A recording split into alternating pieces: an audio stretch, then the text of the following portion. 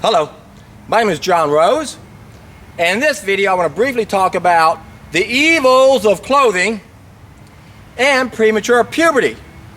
And is there a connection? Interestingly enough, there is a connection in a way, and I'll get around to that in a moment.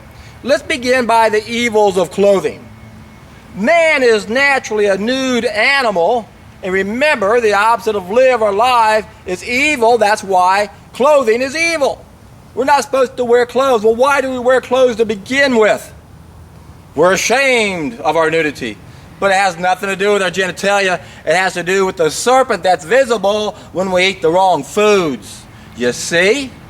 When we eat the right foods, it has the right bowel transit time. It's out the next day. If everybody's naked, you go, hey, everybody's eating the right food.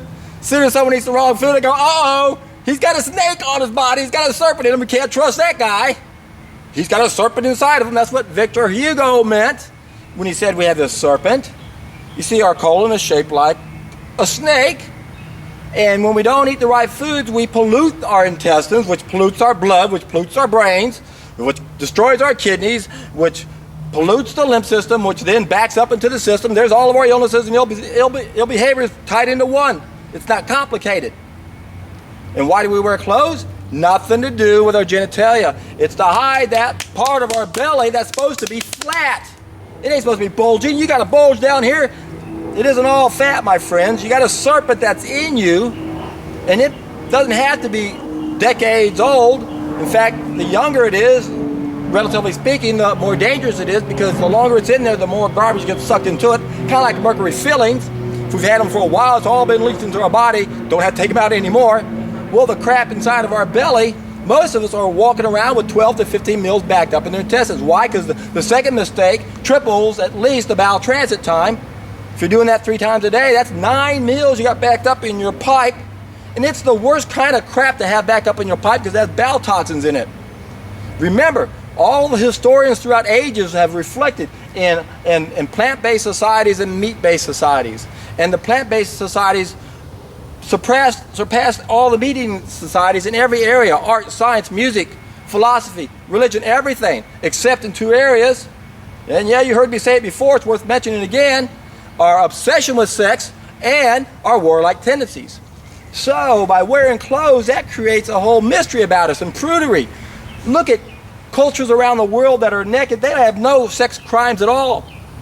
Why do we have abnormal sexual behavior? Because we don't promote natural sexual behavior. We're not all naked. And if we were, you could be able to see everybody's dietary mistakes in their flesh. That's why really obese people who got a lot of garbage in them love the wintertime, because they get to wear more clothes and more disguises. It's a whole new wardrobe, of course. Can't wear that in the summertime. Yeah, they gotta move up north so I can wear it all year long. No, get naked. Get on an island. And don't let a serpent grow inside you. Now, our young little girls, these are the canaries in the coal mine. Everybody knows. Look what's happened in the last 100 years. My God, the age of puberty has dropped down to 6, 8 years old, some of them. Of course, that's more complicated with the xenobiotics that mimic our natural hormones, and that messes up these little girls, these estrogens, these hormones, these chemicals that they put on their hair to straighten them. That's why the little black girls go into puberty a little bit faster than everyone else. In addition to all the other mistakes we're making, they've got these chemicals in their hair. Of course, the weight is enough. As soon as you get up to 100 pounds, that kicks it in. We'll look at everybody how much overweight they are. But the thing that says it all to me is something that's known in nature. And it says that the sicker the plant, the quicker the seed. With humans, the sicker the little girl, the quicker she will bleed. Why? Because she's getting sicker. Why? Because we keep making dietary mistakes. We're perverting our food. My God, look how many processed foods there are. Look at the genetically modified food that they're throwing upon us. Food is a weapon system. You have to wake up, my friends, and realize that we are in the twilight zone. We have psychopaths that are running the asylum. And we can do damage control, but the only way to defeat these people is for all of us to play our individual role. Quit feeding your little girl crap so that she goes into puberty at 10 or 11 years old. My God, they are the canaries in the coal mine. As an anti-aging specialist, 26 years ago, one of the very first books I read was a book by Michio Kaku called Your Face Never Lies. And in that book, he talked about how to be a good healer. And the first thing you develop is your intuition. Before you see them, talk to them, touch them, whatever, intuitively get a feeling for them. Well, let me tell you, my friends, when I found this knowledge 26 years ago, I've become very passionate, and I'm passionate today. And every moment of my life, I'm working. Everywhere I go, I look at everybody and analyze everybody. I look at their jowls, I look at their belly, I look at everything. I've gotten really good at analyzing people. And when I go to the stores, everything I assume it's confirmed because you see it in the shopping cart. You are what you eat. Look at you. Take your clothes off and look in the mirror and look at you. You don't have to be that way. And don't think it's okay because everyone else is that way. Comparatively speaking, I'm normal, but you're not naturally normal. You don't want a serpent inside you. You don't want to be lacking in sunshine energy that allows our cells to communicate. I said think the other day. If y'all haven't figured this out yet, none of this is scripted. I don't edit anything. I make mistakes left and right. I'm always making mistakes. I go back and listen to stuff. I go, gosh, you just throw everything out because I can't believe I said that. I wasn't thinking that. Where did it come from? Well, I have to admit, when I'm talking and thinking, I'm multitasking and 5 steps ahead many times, and sometimes I'll say something that just comes out of one of my options I didn't choose. But anyway, I do have a tendency to digress, but you can tell why. I'm excited, I'm passionate. And I look at these little children, and I've been absorbing them as they go from puberty, from puberty to adolescence. I look at what happens to them when they go through this transition. And the most interesting observation I've made over 26 years of extensive research is that the face shapes, the face changes shape in ways that are amazing, and the most amazing characteristic that changes is our nose.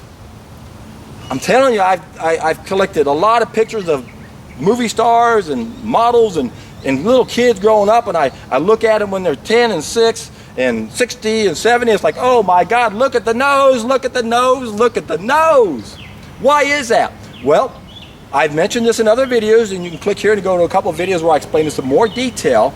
But what happens is we damage our kidneys, our lymph system gets polluted, it backs up, and it goes through the tissue membranes of organs, mainly that will exit the body initially. These are the short-term self-limited diseases we have. And in the body's wisdom, again, it's going after something to exit the body, so the nose and the sinuses. The reason why people's noses changes shape, and this is my theory, I think I'm onto something here, is because so many people have so many colds and flus over the course of their life. They say, I read this statistic a long time ago, and I'm sure it's worse now, but the average was 5 colds a year. I haven't had a cold in 30 years, so someone's having more than just 5. But when we have all these nose and sinus eruptions, it damages these membranes. So as we age, it augments our nose. My nose hasn't augmented. I got an older brother that used to be almost an inch taller. Now he's an inch shorter. I haven't shrunk an inch, a bit. And the most important thing is I feel like a kid. I bounce out of bed with the vigor of a child. Are you happy in life? Do you wake up with that kind of vigor? Do you wake up excited about everything you get to do that day? If not, watch my videos. I've got knowledge that can turn your life around. I know I've transformed so many lives, and it's so exciting. And every time I go anywhere, I always look at someone. I'll never forget when I saw Christina Bucaram, Christina. And the first day I saw her, she was right where I needed to be to get some nuts. And I walked up and I was getting my nuts, and I looked over at her, and I almost broke out in tears because I could tell this is a very young woman, and 5'7", didn't weigh 90 pounds, and I had to say something to her, and I reached out to her. And luckily, that was the worst day of her life, where she had to go back to the hospital twice, and was willing to listen to me. And I'll never forget, we met at Whole Foods, and I told her what to do to get it going. We talked every day for about 5 months. That little girl asked me more questions than anybody I've ever coached over a course of 5 months. And look what she's done. A teacher affects eternity. You want to wake up and have some passion? Get out there and look for little Christinas that can go out there and tell other people. One person can make a huge difference. And you can be the person. All of us are. That's what we're supposed to do. This is the hero's journey. If you're brand new to this, if you've never watched any of my videos and you're still listening to it, that means you got the ears to hear it. That's the first step on the hero's journey. Next step, accept the mission. Prove what I'm saying is true. by taking the first of a 3-step process I perfected. And you can click right here and go to a seminar I uploaded on how to do the first step, or you can also look down in the description. And I'm thinking about doing that from here on out because it takes a lot of time to go back and put these links in there. So I'd like some feedback. Tell me, you guys, is this helping any? Would you just rather me say, look down and below in the description? Or maybe I've answered my own question. But let me know what's easier for you. If it's easier for it to be up there, I'll keep doing it. Otherwise, I might stop saying click here and just look down below. But the point is, if you want to crawl out of a rut you didn't even know you're in, if you want to get rid of all these illnesses that have plagued you for a long time, I'm telling you there's a simple solution. I know I've coached thousands of people. People come to me with arthritis, it's gone in several months. Diabetes, it's gone within several days or weeks if it's type 2. Cancer, it's gone. Heart disease, it's gone. Lupus, it's gone. Migraine headaches, it's gone. High blood pressure comes down immediately. Cholesterol drops also. This is the most exciting program out there because it's affordable, it's doable. You don't need anyone to hold your hand unless that's just the type of person you are. If that you are, well, you can always call me, I'll help you. Otherwise, the knowledge you need is online. Go to my YouTube video, go down to the description down below, and click on to the first step. And then I got all the other videos there. The Ultimate Solution Playlist, the Ultimate Schematic, our belief system. You see, our belief system, we have to understand how our belief system is all screwed up. Remember what Victor Hugo once said. I don't want to quote him now. I was thinking more along the lines of Tolstoy. He said, history would be an extraordinary thing if only it was true. And then Winston Churchill, how did he say, history is written by the victors? He would know, wouldn't he? You know, our belief system is so far off. I'll never forget, after being in this for half a decade or so, I sat down and made a list of my beliefs that were 180 degrees different. And I came up with over 50 beliefs that I had been conditioned to believe were a certain way, and they weren't true. Since then, I found so many more. I'm willing to sit down before fact like a little child and be prepared to give up every preconceived notion I have and follow humbly to wherever or whatever abyss nature leads me, or I'm not going to learn anything. And that's what you need to do. Take the history of World War II. Everything you know about it, throw it out the window. I don't care if you have a PhD in history, especially if you got a PhD in history, chances are you won't be able to wrap your brain around the truth. Because none of what you read about World War II is the truth. It's all a lie. It's all twisted. Think about this. Now here's where Voltaire comes into play. Voltaire said, to learn who rules over you, find out who you're not allowed to criticize. Now let's think about that. World War II. Can we criticize the Nazis? How about Hitler? Can we criticize him? Oh, he's the mother. Kill him, kill him. But you can't criticize the Jews. Everything we've learned is a lie. And most of us have so many references that believe what we've been taught that we can't wrap our brain around the possibility that history is incorrect. Think about what I'm saying. You can't trust anything you've been taught, history especially. History is written by the victors. The victor has many fathers. The truth is an orphan. He who controls the past controls the future, and he who controls the present controls the past. How do you control the past? That was Orwell, by the way, 1984. How do you control the past? Have you thought about that? You control the history books. You control what's being taught at the present time. You control what's in the history books so everyone learns that the Germans were bad people, the Nazis were bad people, Germany and Japan, bad people. Poppycock! Germany and Japan proved to the world what would happen if we quit letting someone else print our money and siphon off all the profits and make us debt slaves. What happened to both countries? They became extremely prosperous. Germany was so successful, they went from the poorest country in the world to the richest country in the world in 4 years. They called it the German miracle. Hitler was lionized as Time Magazine Man of the Year in 1938. He was idolized by Gandhi and JFK, and it's for a good reason.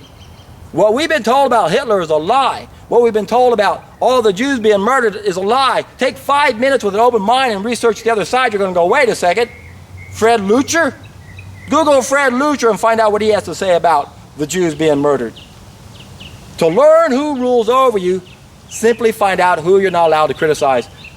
The Anti-Defamation League was founded in 1913. So was the FBI, so was the Income Tax Amendment, so was the Federal Reserve Act. Is there a coincidence, or is there a tie-in between these four events? You want to really understand how the world works, study Eustace Mullins. The only man ever to be fired from the Library of Congress by Senator Lieberman, who was the president of the ADL. Why? Because Eustace dug and did the research. This is what he did for a living. He was a professional researcher at the Library of Congress, the biggest library in the world. And he found information that painted an interesting picture. Read The Curse of Canaans, and you'll see. In fact, this ties into that book Ishmael I talked about the other day, by Daniel Quinn, where Quinn talks about that we live in a world where there are leavers and there are takers, and the leavers believe that they belong to the world, and the takers believe that the world belongs to them. And the leavers told a story to warn everybody about the takers. And what did the takers do? They came in, they said, "Where are the leavers? They're the takers." So let's take a look at anti-Semites. Jews are not Semites. The Arabs are Semites. You see how you're being tricked and fooled? And then you're being tricked and fooled again, because there are a lot of layers to all of this. It isn't Jews, it's the Satanists who took the religion, the Zionist religion of Jews. It's not all Jews, it's just this one little small group that are really Satanists, and they're using the Jews as a fall guy, so everybody says, look at the Jews, kill them, kill them, kill them. And that's not what happened with Germany, of course, but that's what they want us to believe, that the people who are informed, it's the Jews, blame the Jews, blame the Jews. And yes, we see them playing roles, but they're the fall guys. They're not really Jewish. They're Satanist. They're Zionist. And if you look at what Hitler did and Mussolini did, as soon as they took power, they outlawed, they banned Freemasonry. And that's when Freemasonry came back around and attacked them and said, these guys are dictators and they're butchers and they're bad people. That's all a lie. I mean, I'm telling you, man, sit down before fact like a little child. History's written by the victors. Don't believe anything you read in your history books. The reason why they lied about Germany and Japan is because they proved to the world what would happen if we stopped letting someone print our money. We live on an extremely abundant planet, but we don't know that because there's a small group of people that siphon off the top, the cream of the crop of everything. And this is proven. We know this. Watch the Thrive documentary, where Foster Gamble points out that we investigated 7 major sectors of human endeavor. Follow the money. It's the same small group of people that own everything: the governments, the media, the educational systems. According to Eustace Mullins in The Curse of Canaan, he says that the Satanists usurped the priesthood and the educational system 3,000 years ago.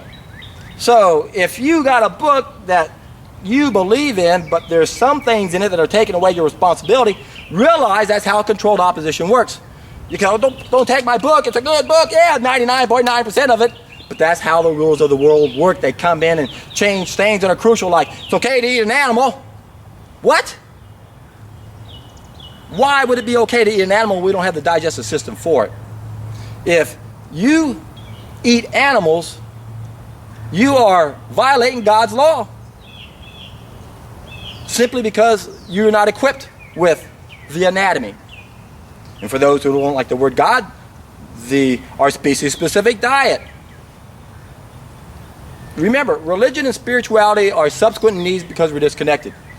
We should have a feeling of community, and we would if we weren't making mistakes. That's the fall of mankind. That's what destroyed the nutrient that feeds one of our senses. That's the beginning of being sick. That's the first of 5 main mistakes or 5 bad applications. Started eating animals, that made our dark side of our behavior worse. Started eating plants, not as bad, but still we're not eating foods we're biologically adapted to eat. We started processing foods, and now the chemical industry is kicking in. So all those things that we've mastered can be used as weapon systems when they're applied to our food and air and water. And that's how the rules of the world work. They control these things. So what we have to understand is that the more we process foods, the more we use chemicals, what's going to happen? It's going to be reflected in our little girls, because they are the canaries in the coal mine.